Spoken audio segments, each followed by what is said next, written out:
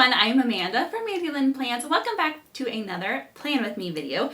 Today I'm going to be planning out the monthly dashboard in this Hobonichi Cousin Han. It's the one with the beautiful floral cover. So of course I thought this Gladiolus kit would be perfect.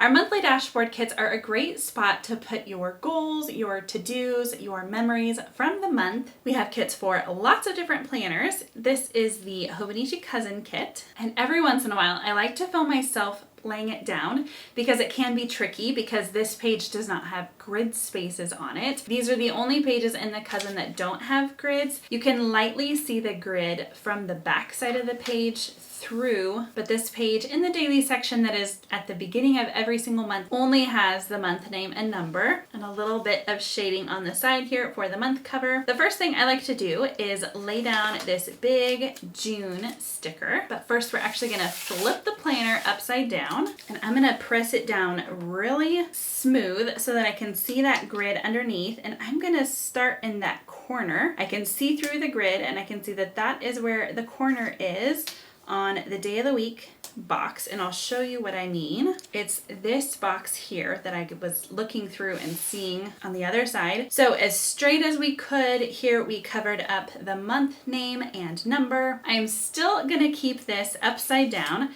I'm gonna grab this great big rectangle here and I'm gonna skip one grid space, and I'm gonna make sure that I lay this sticker down upside down because my planner is upside down. So I'm gonna skip one grid. I can just barely see through it. I'm gonna try and line it up as straight as I can, and then along the side as straight as I can. Sometimes it gets crooked and it kind of depends on how crooked it is, whether or not I will pick it up and move it. Then we have this light pink polka dot box. I'm going to do it the same way, except now I'm going to line it up against this side of the sticker and still skipping one grid space. So the goal here is for these to be at the same height. There's a 2 grid gap in between the two boxes. And then this last one ideally is going to line up with the bottom of this sticker and then the side of this sticker. So I think actually for this one, I'm going to flip the planner back over, make sure I flip my sticker back over, and trying to keep as many of those things straight as I can. I think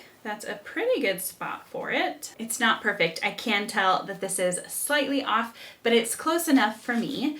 The last big box here goes across the whole bottom, and this one I just try and line the sides up and then make it straight based on these other stickers, just like that. And now we get to put down some script stickers. Now there's all kinds of things that you can track in this section.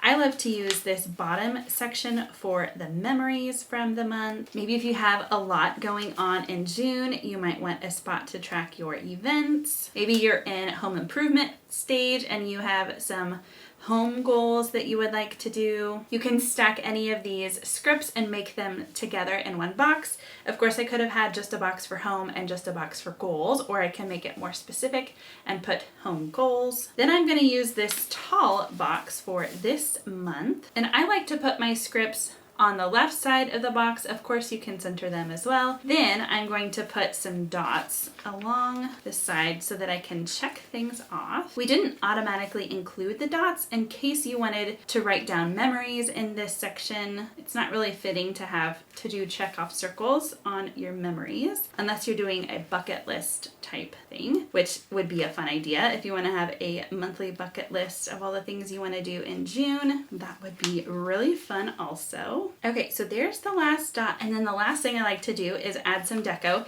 This is deco left over from my weekly planning kit, and I also use this in my June monthly. I'm gonna just add some deco here and there, not a whole lot, but enough to just kind of help it pop. Maybe one more up here. I'd love to know if you use our monthly dashboard kits, or what else do you do with this page in the Hobonichi Cousin that's between the daily pages. I would love to know down in the comments, and as always, thank you so much for watching. Until next time.